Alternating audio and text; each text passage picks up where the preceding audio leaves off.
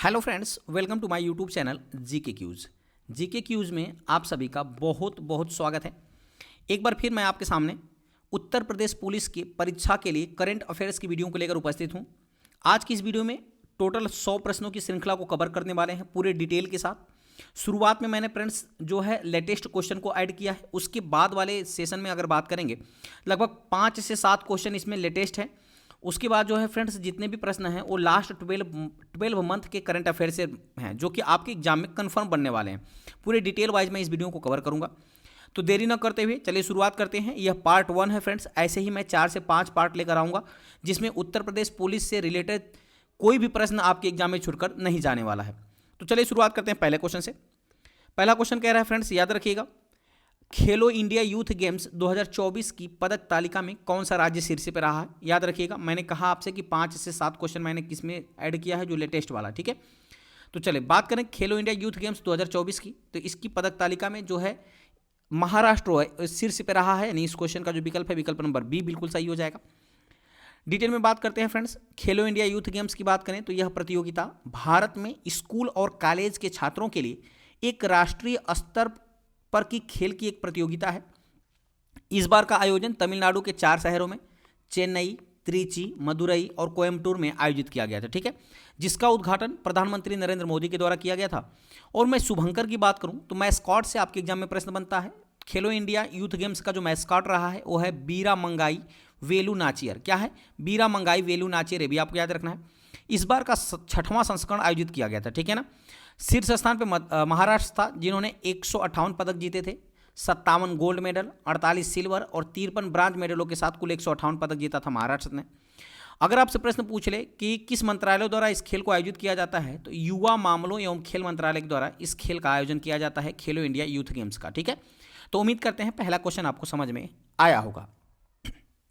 आगे बढ़ते हैं, अगला क्वेश्चन है, ऑस्ट्रेलियन ओपन 2024 में पुरुष एकल का खिताब किसने जीता है। तो फ्रेंड्स ऑस्ट्रेलियन ओपन 2024 में पुरुष एकल का खिताब किसने जीता है, तो जीता है यानिक सिनर ने।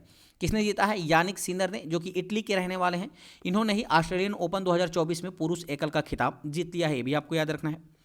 डिटेल में बात करते हैं ऑस्ट्रेलियन ओपन 2024 की। अगर मैं आयोजन की बात करूं तो इसका आयोजन मेलबर्न और विक्टोरिया, जो कि ऑस्ट्रेलिया के 2 शहर हैं मेलबर्न और विक्टोरिया, यहीं पर आयोजित किया गया था। और इस बार का 112वां संस्करण आयोजित किया गया था फ्रेंच ओपन 2024 वाला, ठीक है। पुरुष एकल का खिताब यानिक सिनर ने जीता है, जो कि इटली के हैं। महिला एकल का खिताब एरिना सबलेंका ने जीता है, जो कि बेलारूस की हैं। साथ ही साथ पुरुष डबल्स का खिताब की मैं बात करूं तो मैथ्यू, जो कि ऑस्ट्रेलिया के हैं, और रोहन बोपन्ना भारत के, इन दोनों की जोड़ी ने पुरुष डबल्स का खिताब जीता है। तो ये भी आपको याद रखना है। यह क्वेश्चन इसलिए इंपॉर्टेंट हो जाता है क्योंकि रोहन बोपन्ना भारत से बिलोंग करते हैं।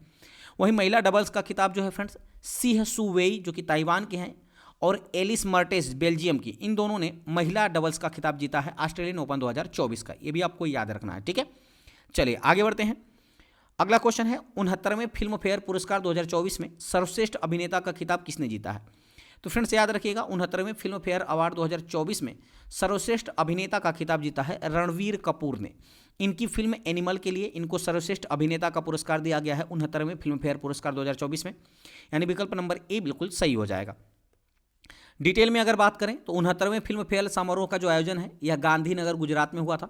27 से 28 जनवरी 2024 के बीच इसका आयोजन किया गया था, याद रखिएगा, जो कि गांधीनगर गुजरात में हुआ था, ठीक है। इस कार्यक्रम की मेजबानी किसने किया था, तो करण जौहर के द्वारा इसकी मेजबानी किया गया था। अगर मैं इसी में सर्वश्रेष्ठ अभिनेता की बात करूं तो रणबीर कपूर को सर्वश्रेष्ठ अभिनेता एनिमल फिल्म के लिए इनको दिया गया है पुरस्कार। सर्वश्रेष्ठ अभिनेत्री का पुरस्कार आलिया भट्ट को दिया गया है राकी और रानी की प्रेम कहानी के लिए। सर्वश्रेष्ठ सपोर्टिंग अभिनेता का अवार्ड विक्की कौशल को दिया गया है इनकी फिल्म डंकी के लिए।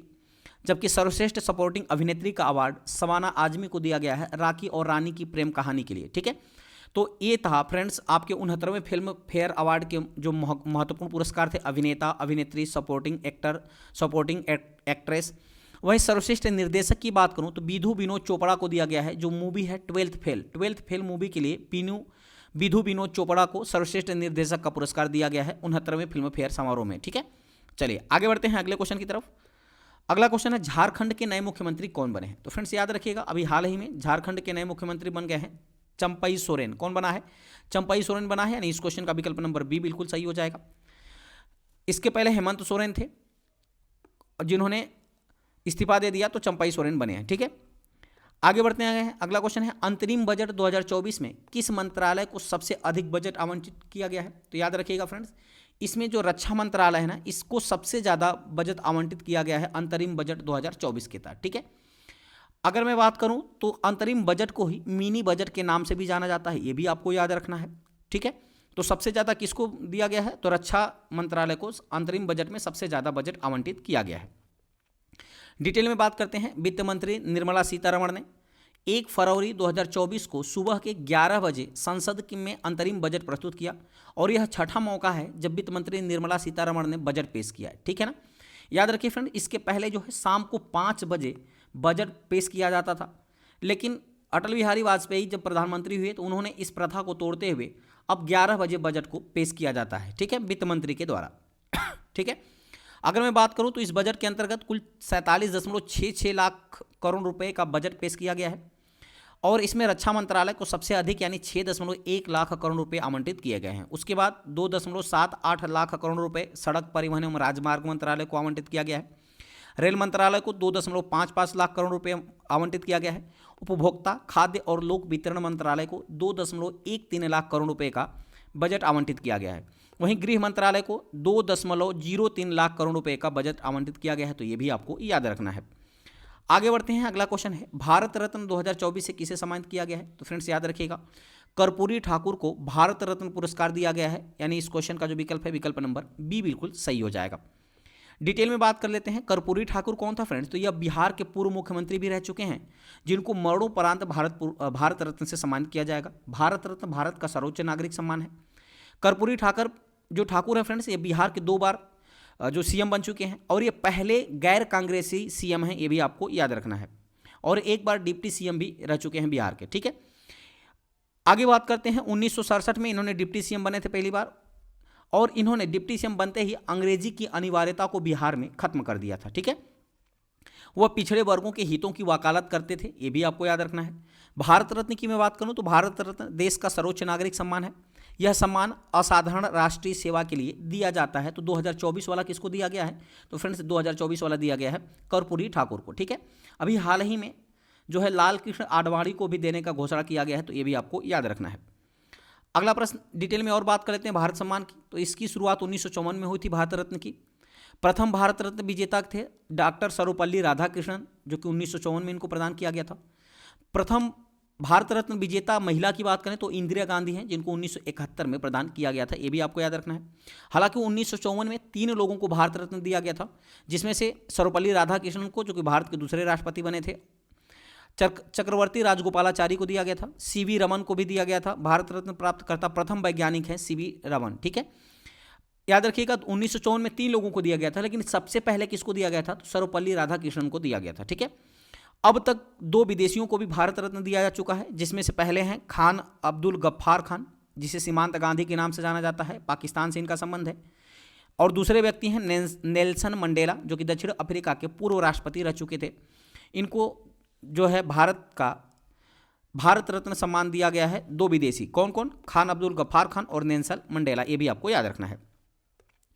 अगला प्रश्न है, वर्ष 2024 में कुल कितने लोगों को पद्म पुरस्कार से सम्मानित किया गया है? तो याद रखिएगा फ्रेंड्स, इसमें 2 टाइप के प्रश्न बनेंगे। अगर पूछेगा कि 2024 में कितने लोगों को पद्म पुरस्कार दिया गया है, तो कुल 130 लोगों को पद्म पुरस्कार दिया गया है। ठीक है, जबकि 134 लोगों को पद्म पुरस्कार दिया गया, लेकिन कितने पद्म पुरस्कार दिए गए हैं, अगर इससे आपके प्रश्न बने तो याद रखिएगा 132 पद्म पुरस्कार दिए गए हैं, और व्यक्तियों को पूछेगा तो 134 व्यक्तियों को। आप कहेंगे सर 134 व्यक्तियों को 132 कैसे दिया गया?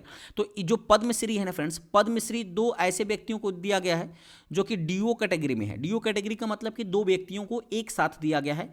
इसकी वजह से कुल 132 पद्म पुरस्कार दिए गए हैं, और कितने व्यक्तियों को? तो 134 व्यक्तियों को दिए गए हैं। ठीक है, जिसमें से 5 पद्म विभूषण थे, 17 पद्म भूषण थे, और 110 पद्मश्री दिए गए हैं 2024 के अंदर, ये भी आपको याद रखना है।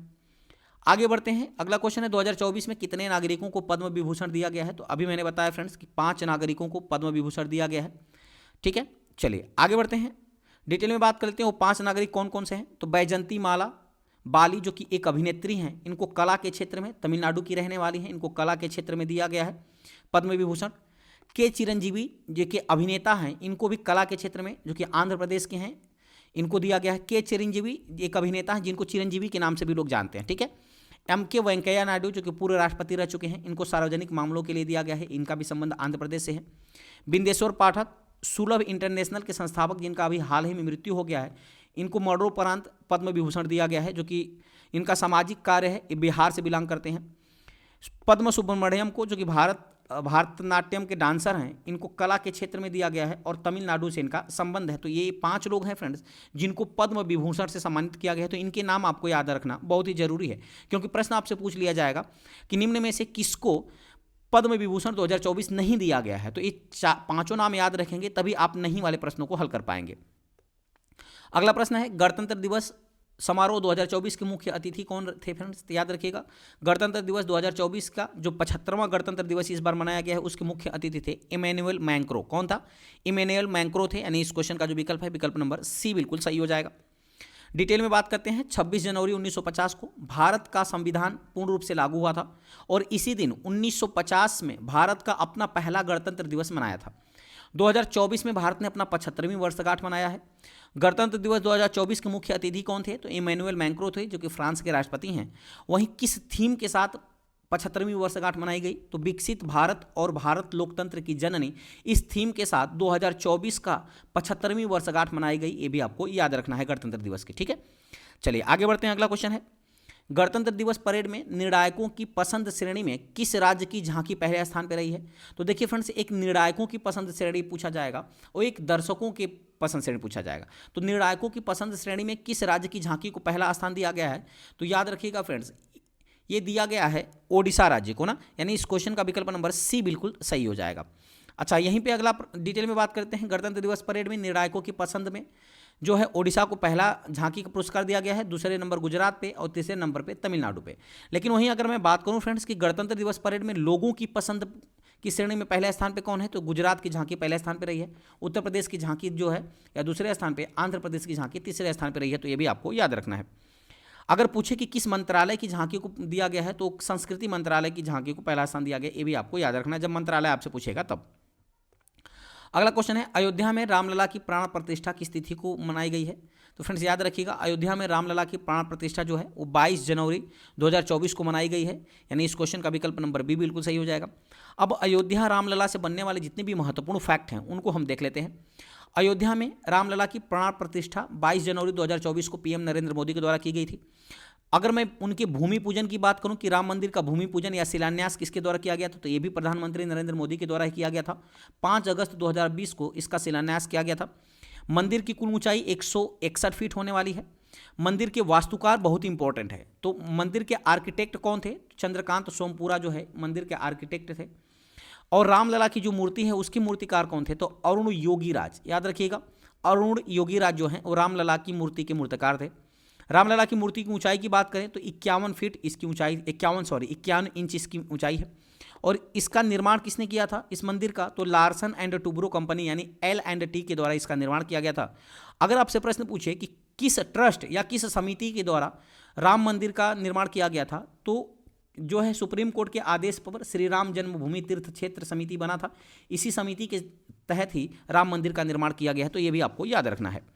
आगे बढ़ते हैं। अगला क्वेश्चन है, देश के पहले लंबे समुद्री पुल का नाम क्या है जिसका उद्घाटन पीएम मोदी ने किया है?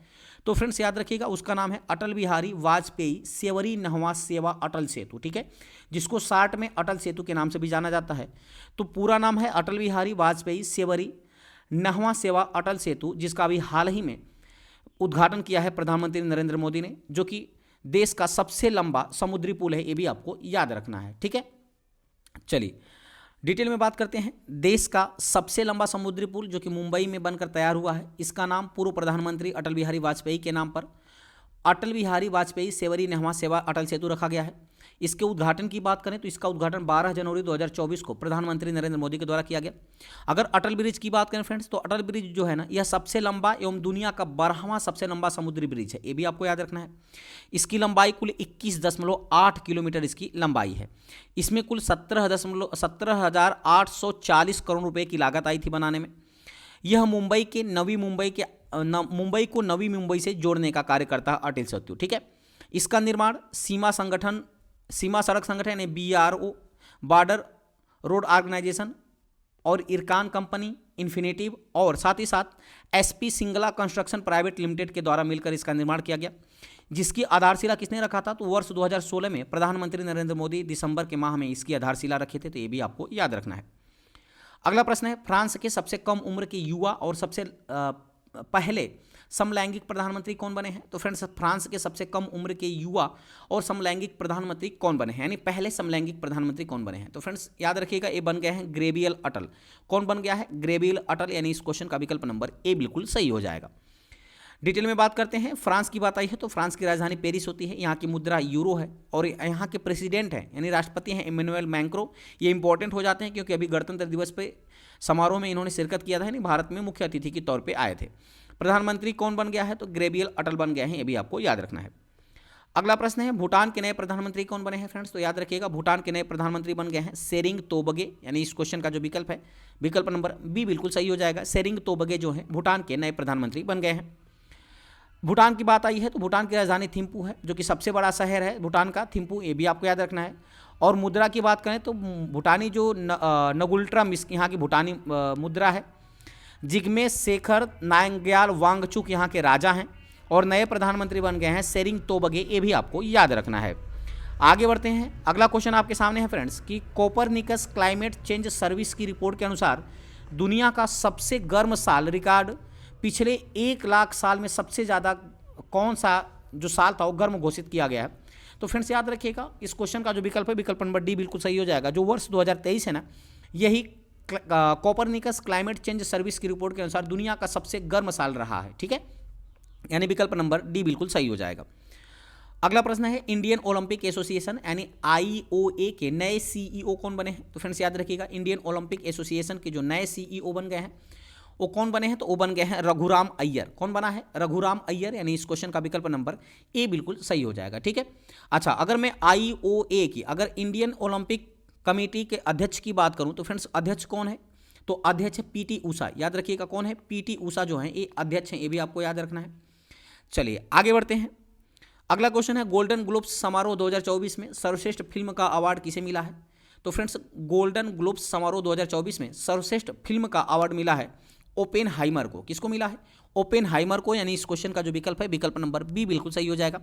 अच्छा, मैं बात करूं कि इसका आयोजन कहाँ किया गया था, तो इसका आयोजन USA में किया गया था, ठीक है ना। जो है गोल्डन ग्लोब्स समारोह 2024 कहाँ आयोजित किया गया था? तो USA के अंदर, और इसी में सर्वश्रेष्ठ फिल्म अवार्ड दिया गया है ओपेनहाइमर को, ठीक है, ये भी आपको याद रखना है। 8 जनवरी 2023 को, 8 जनवरी, ठीक है, 8 जनवरी 2023 को इसका आयोजन किया गया था, ये भी आपको याद रखना है।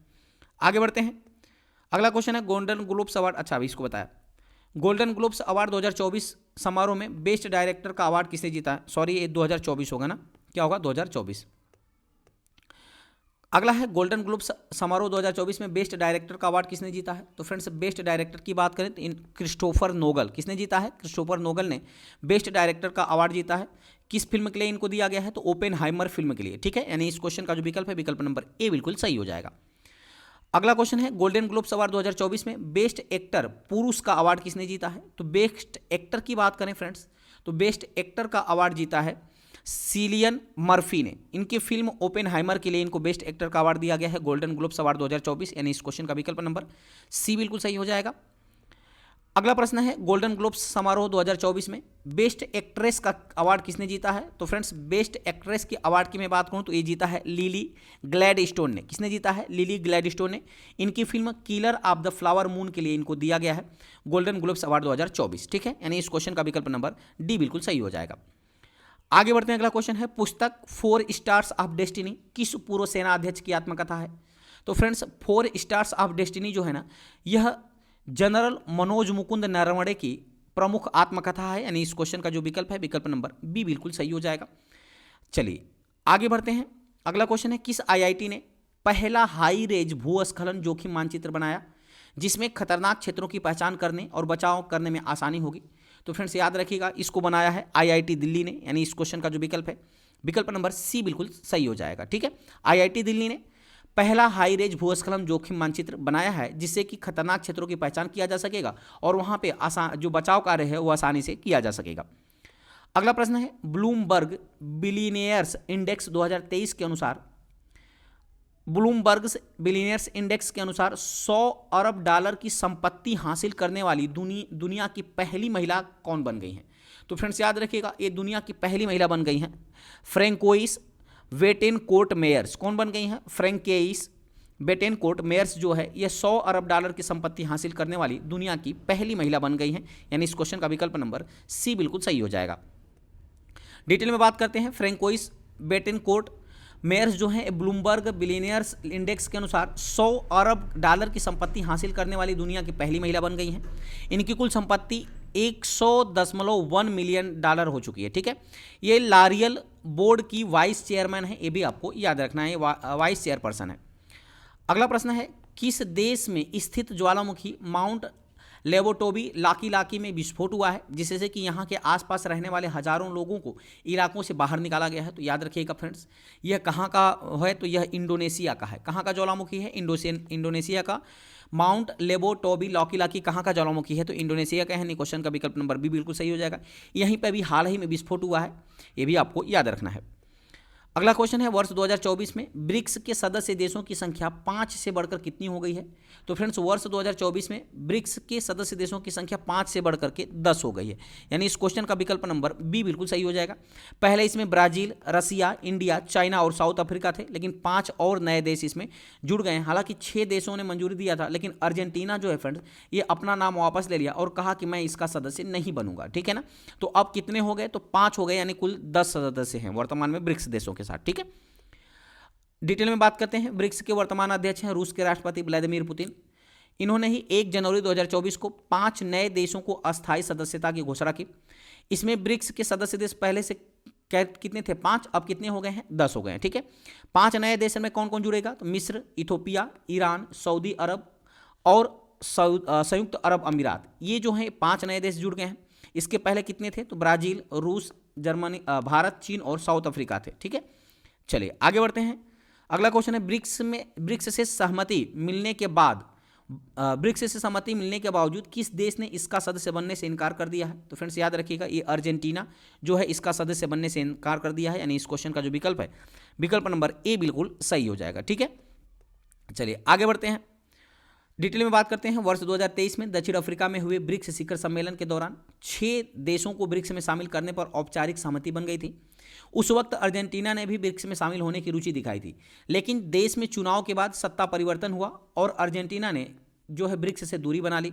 अर्जेंटीना के राष्ट्रपति जेवियर माइली ने ऐलान किया कि उनका देश जो ब्रिक्स देशों का सदस्य नहीं बनेगा, क्योंकि वह परंपरागत रूप से अमेरिका के करीबी हैं, इसकी वजह से ये नहीं बनेगा। ठीक है, तो अब कितने हैं वर्तमान में? 10 देश हैं, ये भी आपको याद रखना है।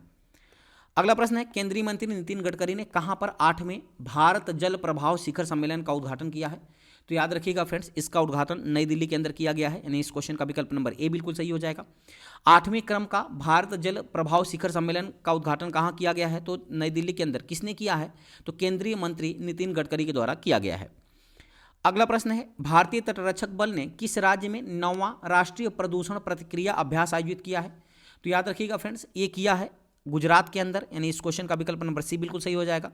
गुजरात के अंदर भारतीय तटरक्षक बल ने 9वां राष्ट्रीय प्रदूषण प्रतिक्रिया अभ्यास आयोजित किया है। यानी विकल्प नंबर सी बिल्कुल सही हो जाएगा। अगला प्रश्न है, उत्तर प्रदेश के किस जिले में देश का पहला तैरता हुआ सीएनजी स्टेशन का निर्माण किया गया है? तो फ्रेंड्स याद रखिएगा, उत्तर प्रदेश का जो वाराणसी जिला है ना, यहीं पर देश का पहला तैरता हुआ सीएनजी स्टेशन का निर्माण किया गया है। यानी इस क्वेश्चन का जो विकल्प है, विकल्प नंबर ए बिल्कुल सही हो जाएगा। अगला क्वेश्चन है, हाल ही में भारत के किस राज्य में अमेरिकी राजदूत एरिक गारसेटी ने हम्प विश्व युद्ध द्वितीय संग्रहालय का उद्घाटन किया है? याद रखिएगा फ्रेंड्स, ये कहाँ पे किया है? तो इस क्वेश्चन का जो विकल्प हो जाएगा, विकल्प नंबर सी बिल्कुल सही हो जाएगा, अरुणाचल प्रदेश के अंदर। ठीक है, यानी बात करें तो इसी म्यूजियम में, यानी इसी संग्रहालय में फ्रेंड्स अमेरिकी विमान के अवशेष रखे गए हैं। ठीक है ना, याद रखिएगा, जो कि द्वितीय विश्व युद्ध के दौरान क्रैश हो गया था, उसी को इसके अंदर रखा गया है। तो इसका उद्घाटन किसने किया है? तो एरिक गारसेटी ने किया है, जो कि अमेरिका के राजदूत हैं। ये भी आपको याद रखना है। कहाँ है बने रहा, कहाँ उद्घाटन किया है? तो अरुणाचल प्रदेश में। अगला प्रश्न है, हाल ही में उपराष्ट्रपति जगदीप धनखड़ ने किस राज्य में 5वें वैश्विक आयुर्वेद महोत्सव का शुभारंभ किया है? तो 5वें क्रम के वैश्विक आयुर्वेद महोत्सव का शुभारंभ किया गया है उपराष्ट्रपति जगदीप धनखड़ के द्वारा। और ये कहाँ किया गया है फ्रेंड्स, तो ये किया गया है केरल के अंदर, यानी इस क्वेश्चन का जो विकल्प है विकल्प नंबर सी बिल्कुल सही हो जाएगा। अगला प्रश्न है पनडुब्बी पर्यटन सुविधा शुरू करने वाला देश का पहला राज्य कौन सा बन गया है। तो फ्रेंड्स पनडुब्बी पर्यटन सुविधा शुरू करने वाला देश का पहला राज्य बन गया है गुजरात, यानी इस क्वेश्चन का विकल्प नंबर बी बिल्कुल सही हो जाएगा। अगला क्वेश्चन है पीएम विश्वकर्मा योजना लागू करने वाला देश का पहला केंद्र शासित प्रदेश कौन सा बन गया है। तो फ्रेंड्स देश का पहला केंद्र शासित बन गया है जम्मू कश्मीर, जो कि पीएम विश्वकर्मा योजना को लागू करने वाला देश का पहला केंद्र शासित बन गया है, यानी विकल्प नंबर बी बिल्कुल सही हो जाएगा। अगला प्रश्न है हाल ही में हिमाचल प्रदेश के किस समुदाय को अनुसूचित जनजाति यानी एसटी का दर्जा प्रदान किया गया है। तो फ्रेंड्स अभी हाल ही में हट्टी समुदाय को, ठीक है, हिमाचल प्रदेश के हट्टी समुदाय को अनुसूचित जाति यानी शेड्यूल ट्राइबल का दर्जा प्रदान किया गया है, यानी इस क्वेश्चन का विकल्प नंबर ए बिल्कुल सही हो जाएगा। आगे बढ़ते हैं। अगला क्वेश्चन है हाल ही में किस कंपनी द्वारा भारत की पहली उपग्रह आधारित गीगा फाइबर सेवा शुरू की गई है। तो फ्रेंड्स यह रिलायंस जियो के द्वारा भारत की पहली उपग्रह आधारित गीगा फाइबर सेवा शुरू किया गया है, यानी इस क्वेश्चन का जो विकल्प है विकल्प नंबर सी बिल्कुल सही हो जाएगा। अगला क्वेश्चन है भारत के किस शहर में 27वां विश्व निवेश सम्मेलन 2023 का आयोजन किया गया है। तो फ्रेंड्स याद रखिएगा यह भारत के नई दिल्ली में 27वें क्रम के विश्व निवेश सम्मेलन का 2023 का आयोजन किया गया है, यानी इस क्वेश्चन का विकल्प नंबर ए बिल्कुल सही हो जाएगा। अगला प्रश्न है मेजर ध्यानचंद्र खेल रत्न अवार्ड 2023 से किस खिलाड़ी को सम्मानित किया गया है। तो याद रखिएगा फ्रेंड्स मेजर ध्यानचंद्र खेल रत्न पुरस्कार का जो पहले नाम था वो था राजीव गांधी खेल रत्न पुरस्कार, ठीक है ना। लेकिन वर्ष 2021 में नरेंद्र मोदी ने इसका नाम बदल करके मेजर ध्यानचंद्र खेल रत्न अवार्ड कर दिया गया, जो कि खेल का से सर्वोच्च सम्मान है। यह दिया गया था चिराग शेट्टी और सात्विक साईराज रंकी रेड्डी को, यानी इस क्वेश्चन का जो विकल्प है विकल्प नंबर सी बिल्कुल सही हो जाएगा। डिटेल में बात करते हैं। यह देश का सर्वोच्च खेल सम्मान है। इसको पहले राजीव गांधी खेल रत्न पुरस्कार के नाम से जाना जाता था, लेकिन 6 अगस्त 2021 को, डेट याद रखिएगा, एक बार एग्जाम में डेट भी पूछा जा चुका है, तो 6 अगस्त 2021 को प्रधानमंत्री नरेंद्र मोदी ने इसका नाम बदलकर मेजर ध्यानचंद्र खेल रत्न पुरस्कार कर दिया, ठीक है। परिवर्तित नाम के साथ अब मेजर ध्यानचंद्र खेल रत्न पुरस्कार के तहत 25 लाख रुपये राशि भी नगद प्रदान किया जाएगा। अगर मैं बात करूं राजीव गांधी खेल रत्न पुरस्कार की, तो इसकी शुरुआत 1991-92 में हुई थी, और पहले ही राजीव गांधी खेल रत्न पुरस्कार किसको दिया गया था, तो विश्वनाथ आनंद को दिया गया था 1992, जो कि भारत के पहले शतरंज ग्रैंड मास्टर हैं, ये भी आपको याद रखना है। आगे बढ़ते हैं। अगला क्वेश्चन है हाल ही में 33वें व्यास सम्मान 2023 से किसे सम्मानित किया गया है। तो फ्रेंड्स अभी हाल ही में 33वें व्यास सम्मान 2023 की घोषणा हुई है, जिसमें पुष्पा भारती जी को दिया गया है 33वां व्यास सम्मान। इनका संस्मरण है यादें यादें और यादें के लिए इनको दिया गया है 33वां व्यास सम्मान, ठीक है। अच्छा, वहीं मैं बात करूं 32वां व्यास सम्मान किसको दिया गया था, तो डॉक्टर ज्ञान चतुर्वेदी को 32वां व्यास सम्मान दिया गया था। इनके उपन्यास पागल खाना के लिए, ठीक है ना, इनके उपन्यास पागल खाना के लिए दिया गया था, तो ये भी आपको याद रखना है। आगे बढ़ते हैं, डिटेल में बात करते हैं। दिसंबर 2023 में हिंदी की प्रसिद्ध लेखिका पुष्पा भारती को 33वें व्यास सम्मान 2023 से सम्मानित करने की घोषणा की गई।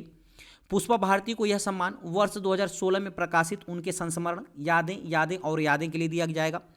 32वां व्यास सम्मान की बात करें 2022 वाला, तो ये दिया गया था हिंदी के प्रसिद्ध साहित्य लेखक हैं डॉक्टर ज्ञान चतुर्वेदी। इनके उपन्यास पागल खाना के लिए इनको दिया गया था, जो कि वर्ष 2018 में प्रकाशित हुई थी। व्यास सम्मान की मैं बात करूं तो इसका शुभारंभ 1991 में हुआ था। के बिरला फाउंडेशन के द्वारा इसका शुभारंभ किया गया था। और व्यास सम्मान प्रति 10 वर्ष की अवधि में प्रकाशित किसी भी भारतीय नागरिक को हिंदी की उत्कृष्ट साहित्यिक कृति के लिए दिया जाता है। अगर मैं पहले व्यास सम्मान की बात करूं तो पहला व्यास सम्मान दिया गया था रामविलास शर्मा जी को, तो ये भी आपको याद रखना है। आगे बढ़ते हैं। अगला क्वेश्चन है केंद्रीय औद्योगिक सुरक्षा बल यानी CISF की पहली महिला चीफ कौन बन गई हैं। तो फ्रेंड्स याद रखिएगा ये नीना सिंह जो है ना, यह CISF की पहली महिला चीफ बन गई हैं। याद रखिएगा जब भी प्रश्न में आपका पहले रहता है तो आपके लिए काफ़ी इंपॉर्टेंट हो जाता है, ठीक है, ये भी आपको याद रखना है। अगर मैं CISF की बात करूँ फ्रेंड्स, इसका ध्येय वाक्य क्या है, इसका ध्येय वाक्य है संरक्षण एवं सुरक्षा, ठीक है ना। ध्येय वाक्य से भी आपके एग्जाम में प्रश्न पूछा जाता है, तो CISF का ध्येय वाक्य है संरक्षण एवं सुरक्षा। आगे बढ़ते हैं। अगला क्वेश्चन है इसरो के किस वैज्ञानिक को शीर्ष फ्रांसीसी नागरिक सम्मान लीजन ऑफ ऑनर से सम्मानित किया गया है। तो याद रखिएगा इसरो की वैज्ञानिक है VR ललितांबिका, जिनको फ्रेंड्स फ्रांसीसी नागरिक सम्मान लीजन ऑफ ऑनर से सम्मानित किया गया है। इस क्वेश्चन का विकल्प नंबर बी बिल्कुल सही हो जाएगा। डिटेल में बात करते हैं। नवंबर 2023 को इसरो की वैज्ञानिक VR ललितांबिका को शीर्ष फ्रांसीसी नागरिक सम्मान लीजन ऑफ ऑनर से सम्मानित किया गया।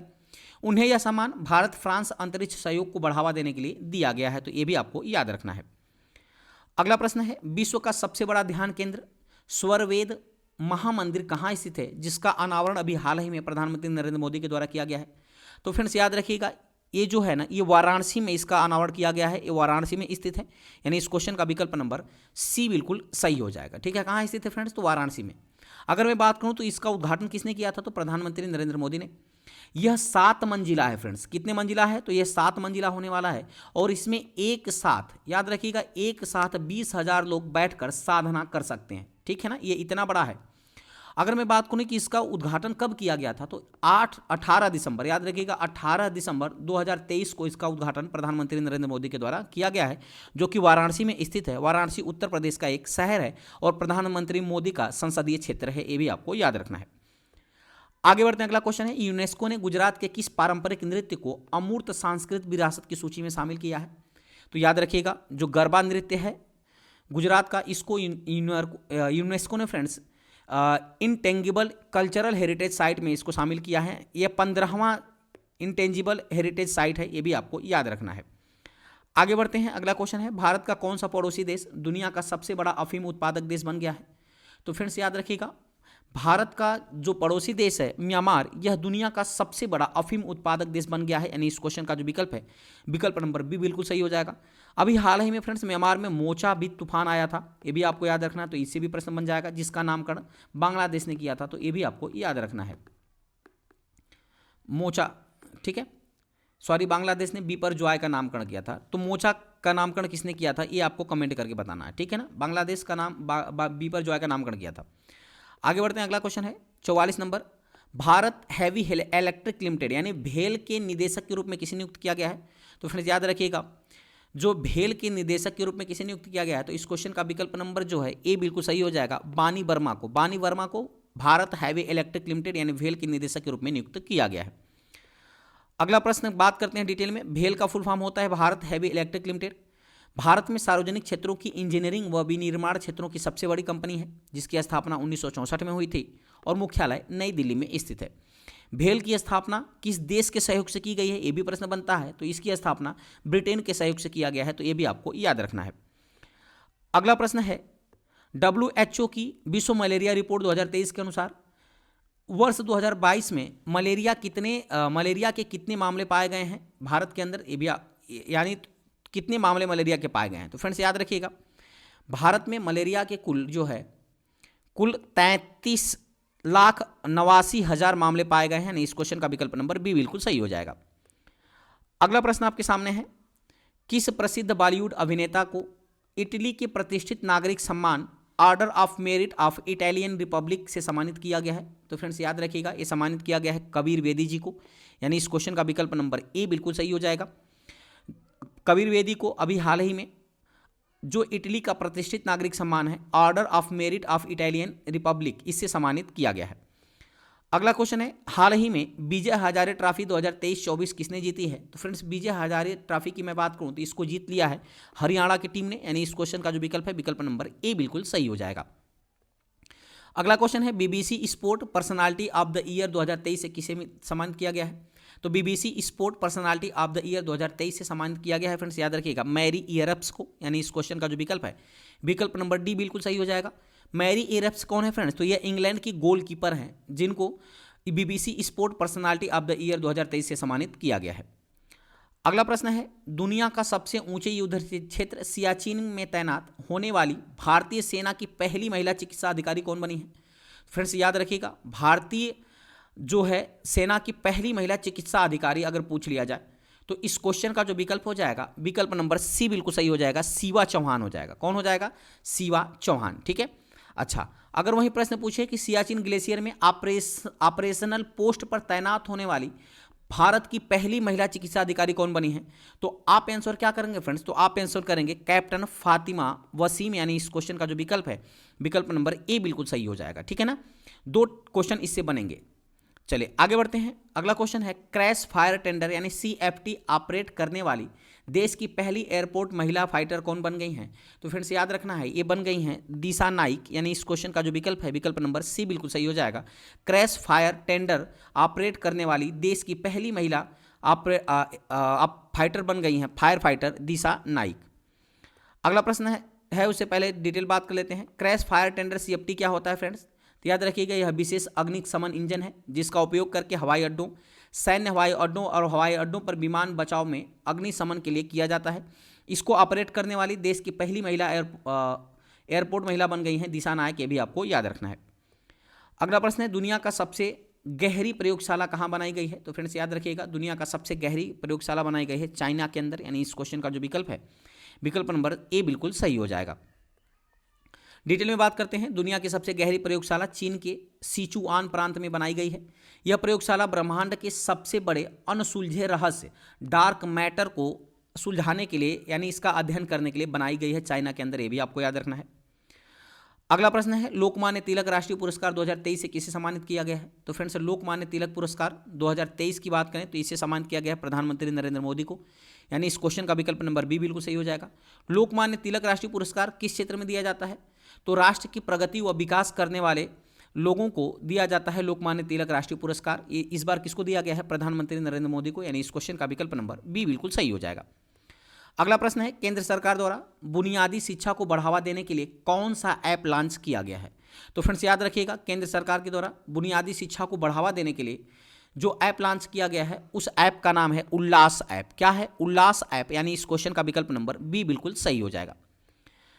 अगला क्वेश्चन है, हाल ही में भारतीय मूल की किस व्यक्ति को अमेरिकी इलेक्ट्रिक कार कंपनी टेस्ला ने अपना CFO बनाया है? तो याद रखिएगा फ्रेंड्स, जो टेस्ला है कहाँ की कार कंपनी है? तो ये अमेरिका की कार कंपनी है टेस्ला। अभी हाल ही में याद रखिएगा, वैभव तनेजा को टेस्ला ने अपना CFO बनाया है, यानी इस क्वेश्चन का विकल्प नंबर सी बिल्कुल सही हो जाएगा। ठीक है, चलिए आगे बढ़ते हैं। हॉकी टूर्नामेंट सुल्तान जोहर कप 2023 किसने जीता है? तो फ्रेंड्स याद रखिएगा, इसको जीत लिया है जर्मनी की टीम ने, यानी इस क्वेश्चन का जो विकल्प है, विकल्प नंबर ए बिल्कुल सही हो जाएगा। जर्मनी की टीम ने फ्रेंड्स याद रखिएगा, या इसका आयोजन कहाँ किया गया था? सुल्तान जोहर कप 2023 का, तो इसका आयोजन मलेशिया के कुआलालंपुर में किया गया था, ये भी आपको याद रखना है, जिसमें विजेता कौन रहा है? तो जर्मनी विजेता रही है। अगला क्वेश्चन है, विमेंस प्रीमियर लीग 2023 यानी WPL 2023 की पहली चैंपियन टीम कौन बनी है? तो जिस तरह फ्रेंड्स IPL होता है पुरुषों वाला ना, उसी तरह WPL होता है महिलाओं का। इसमें पहली चैंपियन टीम बन गई है मुंबई इंडियंस, यानी इस क्वेश्चन का जो विकल्प है, विकल्प नंबर डी बिल्कुल सही हो जाएगा।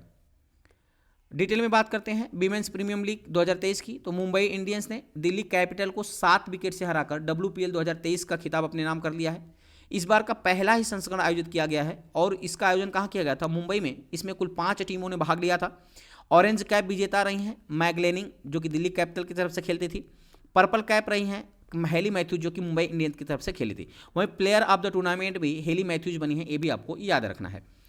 आगे बढ़ते हैं,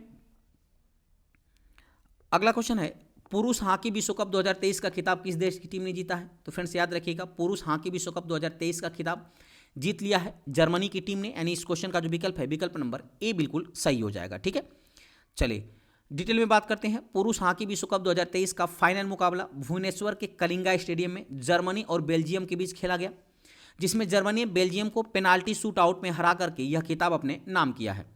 विजेता कौन रहा है? जर्मनी, जिन्होंने गोल्ड मेडल जीता है। उपविजेता रही है बेल्जियम, जिनको सिल्वर मेडल दिया गया है। और तीसरे स्थान पर रहा है नीदरलैंड्स, जिनको ब्रांज मेडल दिया गया है। आयोजन कहाँ किया गया था? तो ओडिशा के अंदर किया गया था और इस बार का 15वां संस्करण आयोजित किया गया था, ये भी आपको याद रखना है। आगे बढ़ते हैं, अगला क्वेश्चन है, पीएम मोदी ने मुफ्त में राशन देने वाली योजना प्रधानमंत्री गरीब कल्याण अन्न योजना का विस्तार कब तक करने का ऐलान कर दिया है? तो याद रखिएगा फ्रेंड्स, पीएम मोदी के द्वारा अभी हाल ही में ऐलान किया गया है कि प्रधानमंत्री गरीब कल्याण अन्न योजना के तहत जो 5 किलो का राशन दिया जाता है, 1 यूनिट पर 5 किलो का राशन जो दिया जाता है, इसकी जो तिथि है अब यह 2028 तक बढ़ा तक कर दी गई है, यानी इस क्वेश्चन का जो विकल्प है, विकल्प नंबर सी बिल्कुल सही हो जाएगा। कब तक दिया जाएगा फ्रेंड्स? तो 2028 तक दिया जाएगा। ठीक है, चलिए आगे बढ़ते हैं। अगर मैं बात करूं फ्रेंड्स, इसकी शुरुआत, इस योजना की शुरुआत कब हुई थी? तो इसकी शुरुआत होती है फ्रेंड्स वर्ष 2020 के अंदर, ये भी आपको याद रखना है। अगला क्वेश्चन है, हाल ही में केंद्र सरकार ने दुष्कर्म पीड़ित नाबालिग लड़कियों के लिए कौन सी योजना शुरू किया है? तो फ्रेंड्स केंद्र सरकार के द्वारा मिशन वात्सल्य योजना को शुरू किया गया है। दुष्कर्म पीड़ित नाबालिग लड़कियों के लिए, ठीक है ना।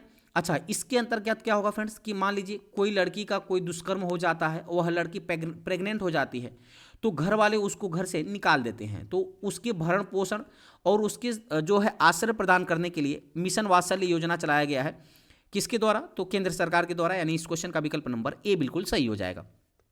अगला प्रश्न है, वैकल्पिक उर्वरकों को बढ़ावा देने और रासायनिक उर्वरकों का प्रयोग कम करने के उद्देश्य से केंद्र सरकार ने कौन सी योजना शुरू किया है? तो फ्रेंड्स याद रखिएगा, इनके द्वारा पीएम प्रणाम योजना शुरू किया गया है, यानी इस क्वेश्चन का जो विकल्प है विकल्प नंबर बी बिल्कुल सही हो जाएगा, जिसके तहत वैकल्पिक उर्वरकों को बढ़ावा दिया जाएगा और जो रासायनिक उर्वरक हैं उनको कम करने का उद्देश्य रखा गया है।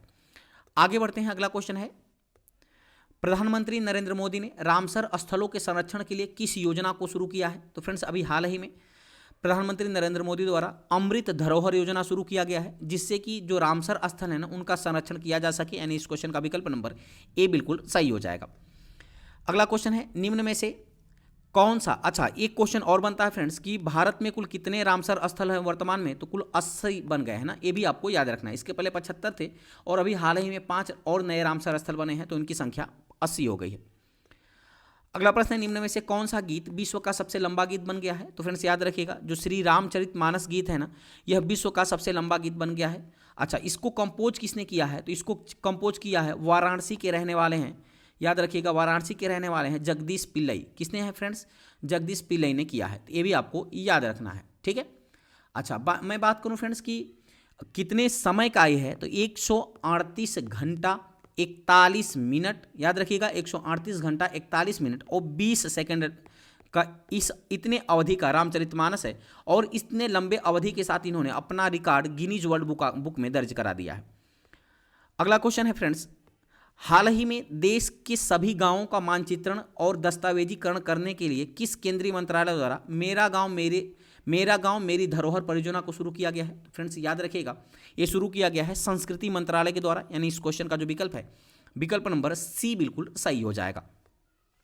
अगला क्वेश्चन है फ्रेंड्स, भारत के किस राज्य ने बसों में महिलाओं को मुफ्त यात्रा के लिए महालक्ष्मी योजना की शुरुआत किया है? तो फ्रेंड्स याद रखिएगा, जो भारत का तेलंगाना राज्य है ना, यहीं पर महालक्ष्मी योजना शुरू किया गया है, जिसके तहत बसों में महिलाओं को मुफ्त यात्रा प्रदान किया जा रहा है, ठीक है। अगला क्वेश्चन है, जम्मू कश्मीर का युवा मतदाता जागरूक एम्बेसडर किसे नियुक्त किया गया है? तो जम्मू कश्मीर का युवा मतदाता जागरूक एम्बेसडर जो है यह नियुक्त किया गया है फ्रेंड्स सुरेश रैना को, यानी इस क्वेश्चन का जो विकल्प है विकल्प नंबर सी बिल्कुल सही हो जाएगा। किसको नियुक्त किया गया फ्रेंड्स? तो सुरेश रैना को नियुक्त किया गया है। यह पूर्व भारतीय क्रिकेटर हैं, ये भी आपको याद रखना है। अगला क्वेश्चन है, प्रधानमंत्री नरेंद्र मोदी ने किस शहर में स्थित दुनिया के सबसे बड़े ऑफिस कॉम्प्लेक्स सूरत डायमंड बोर्स का उद्घाटन किया है? तो ये फ्रेंड्स किया है सूरत के अंदर। यह सूरत कहाँ पड़ता है फ्रेंड्स? गुजरात में पड़ता है, ये भी आपको याद रखना है, ठीक है। जिसका नाम क्या है? डायमंड बोर्स, जिसका उद्घाटन किसने किया है? तो प्रधानमंत्री नरेंद्र मोदी ने किया है। चूंकि ये इंपॉर्टेंट है तो इसकी इंपॉर्टेंट पॉइंट की बात कर लेते हैं। 17 दिसंबर 2023 को प्रधानमंत्री नरेंद्र मोदी ने गुजरात के सूरत शहर के खाजोद गांव में दुनिया के सबसे बड़े ऑफिस कॉम्प्लेक्स जिसका नाम है सूरत डायमंड बोर्स, इसका उद्घाटन किया है। यह कॉम्प्लेक्स कच्चे और पॉलिश किए गए हीरों के साथ साथ आभूषणों के व्यापार का एक ग्लोबल केंद्र है। बात करें, सूरत जो है फ्रेंड्स दुनिया के 92% नेचुरल डायमंड की मैन्युफैक्चरिंग व डिजाइन करता है, ये भी आपको याद रखना है। अगला प्रश्न है, टाइम मैगजीन का पर्सन ऑफ द ईयर 2023 किसे चुना गया है? तो फ्रेंड्स याद रखिएगा, टेलर स्विफ्ट को जो है फ्रेंड्स टाइम मैगजीन का पर्सन ऑफ द ईयर 2023 चुना गया है, यानी इस क्वेश्चन का जो विकल्प है विकल्प नंबर बी बिल्कुल सही हो जाएगा, ठीक है। अच्छा, टेलर स्विफ्ट की मैं बात करूँ फ्रेंड्स तो ये कौन है? तो यह अमेरिका की एक म्यूजिक आर्टिस्ट है टेलर स्विफ्ट, जिनको टाइम मैगजीन का पर्सन ऑफ द ईयर 2023 से चुना गया है। अगला क्वेश्चन है, गूगल के टॉप 10 ट्रेंडिंग एथलीटों की सूची में शामिल इकलौते भारतीय क्रिकेटर कौन है? तो याद रखिएगा फ्रेंड्स, गूगल के टॉप 10 ट्रेंडिंग एथलीट की सूची में एकमात्र इकलौते भारतीय शामिल हैं, उनका नाम क्या है? तो उनका नाम है शुभमन गिल, यानी इस क्वेश्चन का जो विकल्प है विकल्प नंबर सी बिल्कुल सही हो जाएगा। अच्छा फ्रेंड्स, इसमें टॉप पे कौन है? तो टॉप पर है रचिन रविंद्र। कौन है? रचिन रविंद्र, जो कि न्यूजीलैंड के खिलाड़ी हैं, ठीक है ना, न्यूजीलैंड के खिलाड़ी हैं, नंबर 1 पे हैं। और टॉप 10 में भारत का एकमात्र खिलाड़ी है शुभमन गिल, ये भी आपको याद रखना है। अगला क्वेश्चन है, पोलैंड के नए प्रधानमंत्री कौन बन गए हैं फ्रेंड्स? तो याद रखिएगा, पोलैंड के नए प्रधानमंत्री बन गए हैं डोनाल्ड टस्क। कौन बन गया है? डोनाल्ड टस्क बन गए हैं पोलैंड के नए प्रधानमंत्री। अगला क्वेश्चन है, ऑक्सफोर्ड यूनिवर्सिटी प्रेस ने किस शब्द को वर्ड ऑफ द ईयर 2023 चुना है? तो जो रिज वर्ड है फ्रेंड्स ना, रिज वर्ड को ही ऑक्सफोर्ड यूनिवर्सिटी प्रेस ने वर्ड ऑफ द ईयर 2023 चुना है, यानी इस क्वेश्चन का विकल्प नंबर बी बिल्कुल सही हो जाएगा। अगला प्रश्न है, जमानत पर रिहा किए गए आरोपियों के पैर में जीपीएस ट्रैकर लगाने वाली देश की पहली पुलिस कौन बन गई है? तो फ्रेंड्स यह जम्मू कश्मीर की पुलिस जो है, जो आरोपी हैं जो कि जमानत पर रिहा हुए हैं, उनके पैर में जीपीएस ट्रैकर लगाने वाली देश की पहली पुलिस बन गई है, यानी इस क्वेश्चन का जो विकल्प है विकल्प नंबर सी बिल्कुल सही हो जाएगा। अगला प्रश्न है, जलवायु परिवर्तन प्रदर्शन सूचकांक 2024 में भारत किस स्थान पर रहा है? तो जलवायु परिवर्तन प्रदर्शन सूचकांक की बात करें यानी क्लाइमेट चेंज परफॉर्मेंस इंडेक्स में भारत 7वें स्थान पर रहा है, यानी इस क्वेश्चन का विकल्प नंबर बी बिल्कुल सही हो जाएगा। इस प्रदर्शन सूचकांक में पहले 3 स्थान पर कोई भी नहीं आया है। चूंकि कोई भी देश पहले 3 स्थान पे इसलिए नहीं आया क्योंकि यह जलवायु प्रदर्शन सूचकांक के मानकों को पूर्ण नहीं कर रहा था। डिटेल में बात करते हैं तो German watch, new climate institute और क्लाइमेट एक्शन नेटवर्क के द्वारा जलवायु परिवर्तन प्रदर्शन सूचकांक 2024 जारी किया गया है। यह सूचकांक देशों की जलवायु संरक्षण प्रदर्शनी को मापता है।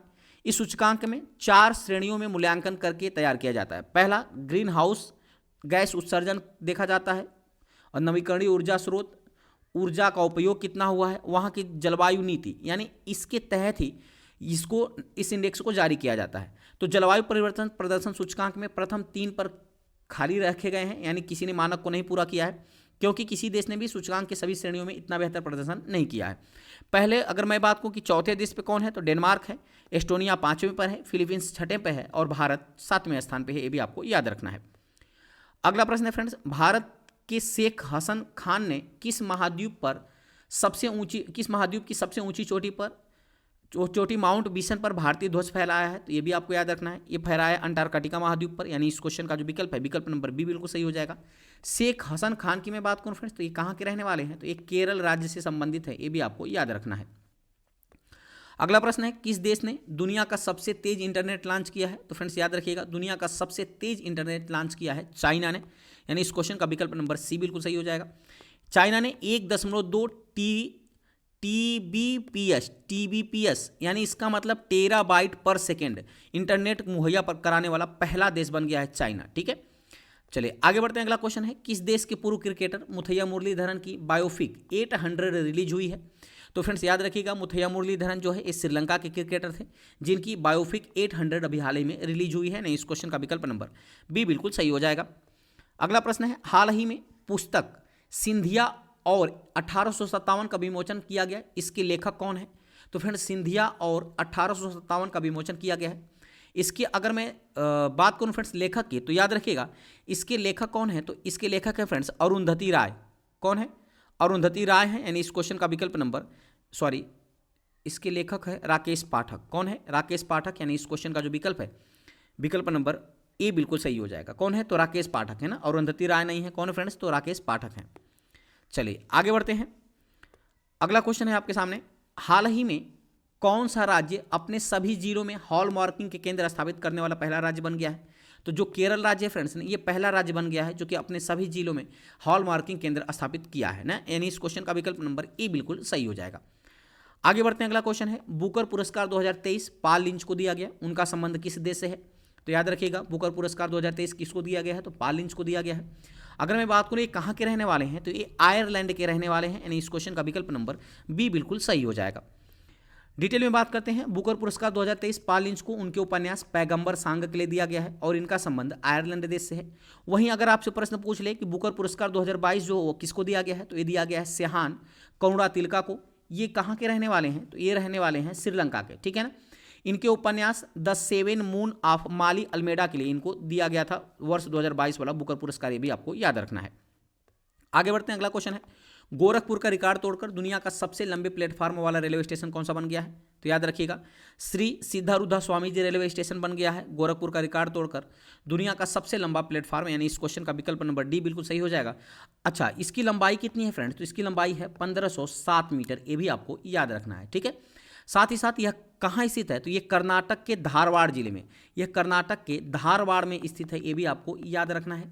ठीक है, चलिए आगे बढ़ते हैं। अगला क्वेश्चन है, हाल ही में BRO ने यानी बॉर्डर रोड ऑर्गेनाइजेशन ने कहाँ पर दुनिया की सबसे ऊंची सड़क का निर्माण शुरू किया है? तो फ्रेंड्स याद रखिएगा, जहाँ भी ऊंची की बात आए तो लद्दाख पहले नाम आता है, यानी इस क्वेश्चन का जो विकल्प हो जाएगा विकल्प नंबर ए बिल्कुल सही हो जाएगा। डिटेल में बात करते हैं, लद्दाख के डेमचोक सेक्टर में दुनिया की सबसे ऊंची सड़क का निर्माण शुरू हुआ है। ये रोड जो है फ्रेंड्स 19,400 फीट की ऊंचाई से होकर गुजरेगी, ये भी आपको याद रखना है। सड़क का नाम रखा गया है लिकरू मिलला फुकचे। क्या रखा गया है? लिकरू मिलला फुकचे रखा गया है, ये भी आपको याद रखना है। अगला क्वेश्चन है, विश्व की सबसे ऊंची नटराज प्रतिमा कहाँ स्थापित की गई है? तो फ्रेंड्स विश्व की सबसे ऊंची नटराज प्रतिमा यह नई दिल्ली में इसको स्थापित किया गया है, जो कि अष्ट धातुओं से बनी हुई मूर्ति है। और इसको जो अभी हाल ही में जो फ्रेंड्स G20 शिखर सम्मेलन आयोजित किया गया था, उसी G20 शिखर सम्मेलन 9 से 10 दिसंबर के बीच में, उसी G20 9 से 10 अक्टूबर के बीच में ना, ठीक है, तो उसी के बीच में फ्रेंड्स यहाँ जो भारत मंडपम बिल्डिंग है ना, इसके सामने जो है इसको रखा गया है, ये भी आपको याद रखना है। अगला डिटेल में बात करते हैं, नई दिल्ली के भारत मंडपम के बाहर विश्व का सबसे ऊंची नटराज प्रतिमा स्थापित किया गया है, जिसकी ऊंचाई 27 फीट है और चौड़ाई 21 फीट है और इसका कुल वजन 18 टन है, ठीक है ना। यह 8 धातुओं से मिलकर बनी है, तांबा, जस्ता, सीसा, टीन, चांदी, सोना, पारा और लोहा, यानी इन 8 धातुओं से बनी हुई। इसे तमिलनाडु के तंजावुर जिले के स्वामी मलाई के कुशल कारीगरों द्वारा बनाया गया है। यह मूर्ति लास्ट वैक्स कास्टिंग पद्धति का उपयोग करके बनाई गई, जो कि चोल युग की स्वदेशी तकनीक थी, ये भी आपको याद रखना है। आगे बढ़ते हैं, अगला क्वेश्चन है, दुनिया का सबसे बड़ा रामायण मंदिर का निर्माण कहाँ शुरू हुआ है? फ्रेंड्स याद रखिएगा, दुनिया का सबसे बड़ा रामायण मंदिर का निर्माण शुरू हुआ है पूर्वी चंपारण बिहार के अंदर, यानी इस क्वेश्चन का जो विकल्प है, विकल्प नंबर सी बिल्कुल सही हो जाएगा। अगला प्रश्न है, दुनिया का सबसे बड़ी यीशु मसीह की प्रतिमा जिसका नाम है क्राइस्ट द प्रोटेक्टर किस देश में बनाई गई है?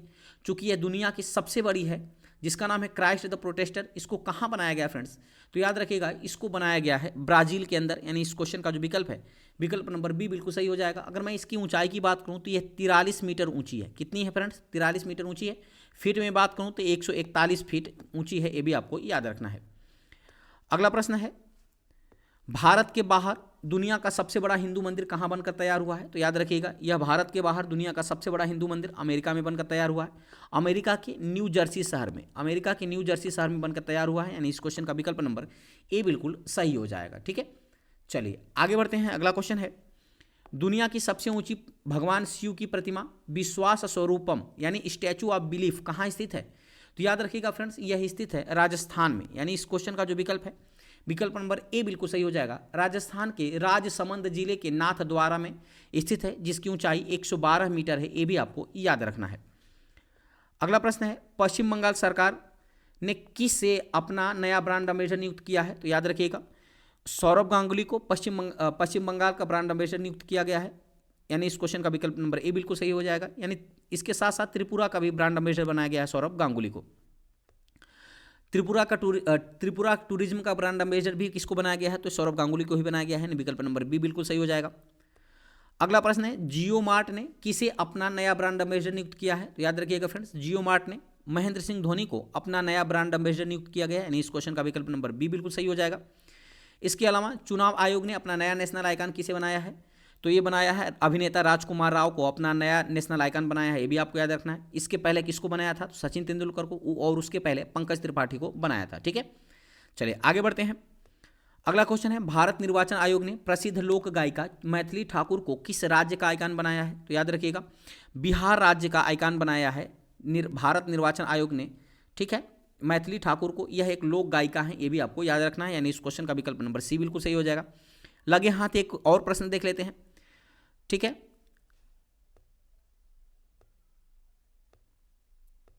नाइन्टी 92 प्रश्न इसमें नहीं है, छूट गया है, ठीक है ना। खादी एवं देख लीजिए, खादी एवं ग्राम शिल्प उद्योग बिहार का भी ब्रांड एम्बेसडर किसको बनाया गया है? तो मैथिली ठाकुर को बनाया गया है, ये भी आपको याद रखना है। अगला प्रश्न है फ्रेंड्स, समान नागरिक संहिता को अपनाने वाला पहला भारतीय राज्य कौन सा बना है? तो समान नागरिक संहिता को अपनाने वाला पहला भारतीय राज्य बन गया है उत्तराखंड, यानी इस क्वेश्चन का जो विकल्प है, विकल्प नंबर बी बिल्कुल सही हो जाएगा, यानी यूनिफॉर्म सिविल कोड अपनाने वाला पहला राज्य बन गया है उत्तराखंड। अगला प्रश्न है, हाल ही में पुलिस व्हाट्सएप चैनल लॉन्च करने वाला देश का प्रथम राज्य कौन सा बन गया है? तो फ्रेंड्स याद रखिएगा, ये उत्तर प्रदेश बना है, यानी इस क्वेश्चन का विकल्प नंबर सी बिल्कुल सही हो जाएगा, ठीक है। पुलिस व्हाट्सएप चैनल लॉन्च करने वाला देश का पहला राज्य बन गया है उत्तर प्रदेश। अगला क्वेश्चन है, हाल ही में सभी आवारा कुत्तों की नसबंदी करने वाला दुनिया का पहला देश कौन सा बन गया है? तो याद रखिएगा, दुनिया का पहला देश बन गया है भूटान, जिन्होंने आवारा कुत्तों की नसबंदी करने वाला दुनिया का पहला देश बना है, ठीक है। अगला क्वेश्चन है, विश्व की पहली चिकनगुनिया वैक्सीन को किस देश ने मंजूरी दिया है? तो याद रखिएगा फ्रेंड्स, ये अमेरिका ने विश्व की पहली चिकनगुनिया वैक्सीन को मंजूरी दे दिया है, यानी इस क्वेश्चन का विकल्प नंबर ए बिल्कुल सही हो जाएगा। डिटेल में बात करते हैं फ्रेंड्स, विश्व की पहली चिकनगुनिया वैक्सीन को अमेरिका के खाद्य एवं औषधि प्रशासन ने मंजूरी दे दी है। इस वैक्सीन को एक्सचिक नाम दिया गया है, ये भी आपको याद रखना है। इसका नाम क्या है? एक्सचिक नाम है, ठीक है। इसको फ्रांसीसी बायोटेक कंपनी बेलनेवा के द्वारा तैयार किया गया है, ये भी आपको याद रखना है। अगला प्रश्न है, प्रधानमंत्री नरेंद्र मोदी ने किस लड़ाकू विमान में उड़ान भरी और ऐसा करने वाले वह पहले प्रधानमंत्री बने हैं? तो याद रखिएगा LCA तेजस में इन्होंने उड़ान भरी है और ऐसा करने वाले पहले प्रधानमंत्री बन गए हैं भारत के, यानी इस क्वेश्चन का विकल्प नंबर सी बिल्कुल सही हो जाएगा। डिटेल में बात करते हैं, प्रधानमंत्री नरेंद्र मोदी ने 25 नवंबर 2023 को LCA लाइट कॉम्बैक्ट एयरक्राफ्ट तेजस से बेंगलुरु में HL हवाई अड्डे पर करीब 30 मिनट तक उड़ान भरी। मोदी जी ने तेजस लड़ाकू विमान उड़ाने वाले पहले भारतीय बन गए हैं। तेजस की बात करें तो तेजस एक हल्का व कई तरह की भूमिकाओं वाला जेट लड़ाकू विमान है। इसे हिंदुस्तान एरोनॉटिक्स लिमिटेड ने डेवलप किया था, ठीक है। इसकी टॉप स्पीड 2205 किलोमीटर प्रति घंटा है, जबकि इसकी रेंज 3000 किलोमीटर है, ये भी आपको याद रखना है। अगला प्रश्न है, आईसीसी पुरुष क्रिकेट विश्व कप 2023 का खिताब किस देश ने जीता है? तो फ्रेंड्स ऑस्ट्रेलिया ने जीता है। ऑस्ट्रेलिया ने भारत को 6 विकेट से हरा करके जीतला है। अगर मैं बात करूं कि ऑस्ट्रेलिया के कप्तान कौन थे, तो पैट कमिंस ऑस्ट्रेलिया के कप्तान थे। भारत के कप्तान कौन थे? तो भारत के कप्तान थे रोहित शर्मा। डिटेल में बात करते हैं, इसका आयोजन 5 अक्टूबर से 19 नवंबर के बीच हुआ था। 2023 में 13वां संस्करण आयोजित किया गया था, जिसका शुभ एंकर क्या था? ब्लेज और टोंक, ठीक है ना। एंथम सॉन्ग आपको याद रखना है, इसका एंथम सॉन्ग था दिल जश्न बोले, जिसको कंपोज किया था प्रीतम ने। इसमें विजेता रही है ऑस्ट्रेलिया, भारत को 6 विकेट से हरा करके 6वीं बार खिताब जीता है और पैट कमिंस कप्तान रहे हैं। और भारत की तरफ से कप्तानी किसने किया था? तो रोहित शर्मा ने किया था, ठीक है। अगला प्रश्न है, 72वीं मिस यूनिवर्स प्रतियोगिता 2023 का खिताब किसने जीता है? तो याद रखिएगा फ्रेंड्स, 72वीं मिस यूनिवर्स प्रतियोगिता 2023 का खिताब जीत लिया है सेनिस पलासियोस ने। ये निकारागुआ की रहने वाली हैं, यानी इस क्वेश्चन का विकल्प नंबर ए बिल्कुल सही हो जाएगा। वहीं मैं 71वीं मिस यूनिवर्स की बात करूं तो ये खिताब किसने जीता है? आरबोनी ग्रेबियल, जो कि अमेरिका की हैं। 70वीं मिस यूनिवर्स खिताब की बात करें तो ये भारत की बेटी हरनाज कौर संधू ने जीता था 70वीं मिस यूनिवर्स प्रतियोगिता, ठीक है। जबकि 2023 किसने जीता है? तो सेनिस पलासियोस ने, जो कि निकारागुआ की रहने वाली है। डिटेल में बात करते हैं, 72वां संस्करण इस बार आयोजित किया गया था और इसका आयोजन अल सल्वाडोर देश में 18 नवंबर को आयोजित किया गया था, जिसमें भारत की तरफ से श्वेता शारदा ने शिरकत किया था, जो कि चंडीगढ़ से रहने वाली हैं, ये भी आपको याद रखना है। 72वीं मिस यूनिवर्स में बात करें, इस प्रतियोगिता में पहली बार पाकिस्तान देश ने भी भाग लिया था, यानी डेब्यू किया था। इस प्रतियोगिता में कुल दुनिया भर की 86 सुंदरियों ने भाग लिया था, ठीक है ना। चलिए आगे बढ़ते हैं। अगला क्वेश्चन है, सुप्रीम कोर्ट की पहली महिला न्यायाधीश का नाम बताएं जिनका हाल ही में निधन हो गया है। फ्रेंड्स याद रखिएगा, हम बचपन से ही पढ़ते आ रहे हैं। उनका नाम है फातिमा बीबी, यानी इनका पूरा नाम है फातिमा साहेब बीबी, यानी इस क्वेश्चन का विकल्प नंबर सी बिल्कुल सही हो जाएगा। इनका हाल ही में मृत्यु हो गया है, ये भी आपको याद रखना है। डिटेल में बात करते हैं, सुप्रीम कोर्ट की पहली महिला न्यायाधीश फातिमा बीबी 23 नवंबर 2023 को 96 की आयु में इनका निधन हो गया। इनका जन्म 30 अप्रैल 1927 को केरल के पथानामथिट्टा में हुआ था। इनका पूरा नाम मीरा साहिब फातिमा बीबी है। ये तमिलनाडु राज्य की राज्यपाल भी रह चुकी हैं, ठीक है। ये सुप्रीम कोर्ट की पहली महिला जज बनी थी, 1989 से 1992 तक थी। ये भारत के आयकर अपीलीय न्यायाधिकरण की पहली महिला सदस्य भी बनी थी, ये भी आपको याद रखना है। तो फ्रेंड्स उम्मीद करते हैं ये छोटा सा टॉपिक जो है 100 प्रश्नों की श्रृंखला आपको अच्छी तरह समझ में आया होगा। ऐसे ही मैं लगभग 3 से 4 श्रृंखला पार्ट 1, पार्ट 2, पार्ट 3, पार्ट 4 करके लेके आऊँगा फ्रेंड्स, जिसमें उत्तर प्रदेश में जो भी करंट अफेयर्स के प्रश्न बनेंगे सारे के सारे प्रश्न इससे आपको मिलने वाले हैं। तो फ्रेंड्स इसको जरूर देखिएगा। और उत्तर प्रदेश, साथ ही साथ मैंने उत्तर प्रदेश करंट अफेयर्स को भी क्वेश्चन को कवर किया है, लगभग 6 वीडियो में मैंने कवर किया है, 6 पार्ट में। तो आप उसको नहीं देखे हैं तो आप जा करके प्लेलिस्ट में विजिट कर सकते हैं। तो उम्मीद करते हैं फ्रेंड्स ये टॉपिक आपको अच्छा लगा होगा। अगर वीडियो की क्वालिटी, कंटेंट और सत्येंद्र सर की मेहनत आपको अच्छी लगे तो चैनल को सब्सक्राइब करते हुए बेल आइकन दबाना मत भूलिएगा, ताकि जो भी मैं वीडियो अपलोड करूं उसका नोटिफिकेशन आपके पास पहुंच सके। तो चलिए मिलते हैं ऐसे ही मजेदार टॉपिक के साथ अगली पार्ट 2 में। तब तक के लिए बहुत बहुत धन्यवाद। Thanks for watching.